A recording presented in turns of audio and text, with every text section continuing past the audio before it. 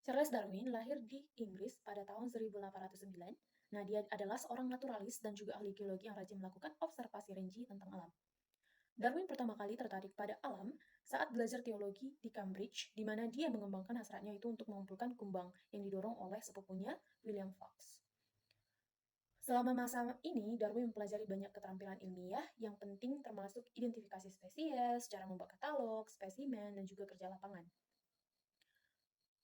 Pada usia 22 tahun, Darwin bergabung dalam pelayaran 5 tahun di kapal survei Angkatan Laut HMS Beagle. Nah, untuk menjadi naturalis dan pendamping Kapten Robert Fitzroy. Meskipun seorang naturalis junior, ia sudah ahli dalam bidang biologi dan juga geologi, dan diharapkan untuk mengamati secara dekat tumbuhan dan juga hewan, serta formasi batuan. Saat berada di atas kapal Beagle Fitzroy, Fitzroy memberi Darwin sebuah buku penting berjudul Prinsip-Prinsip Geologi. Nah, ini membantunya untuk memahami bagaimana bentang alam berubah sebagai akibat dari proses geologi dan juga menyebabkan Darwin menyatakan bahwa terumbu karang di Samudra Pasifik berkembang sebagai akibat dari pergerakan lempeng tektonik.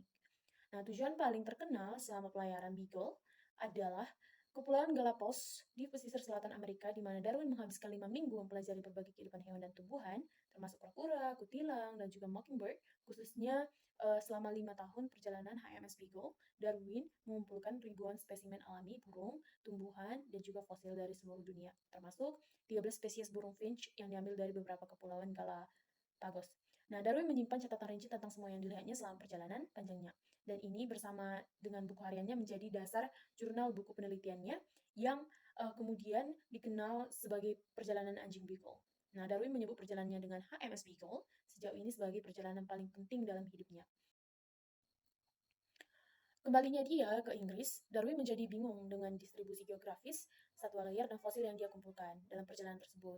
Dia memperhatikan bahwa meskipun ada spesies hewan yang tidak berubah di seluruh dunia, beberapa spesies lain menunjukkan perbedaan fisik berdasarkan habitat ekologis dari mana mereka berasal. Jadi hal ini terutama terlihat dalam pengamatannya terhadap kutilang Galapagos yang menunjukkan variasi pada paruh dan juga cakapnya. Tergantung juga pada jenis makanan yang tersedia bagi mereka. Setelah beberapa waktu penyelidikan dan diskusi dengan ilmuwan lain, Darwin mengembangkan gagasan bahwa semua spesies berevolusi melalui proses seleksi alam, di mana anggota tertentu berhasil beradaptasi untuk mengatasi perubahan habitatnya, dan juga spesies lain yang gagal beradaptasi akhirnya punah. Teori ini kemudian diterbitkan dalam bukunya tentang asal-usul spesies.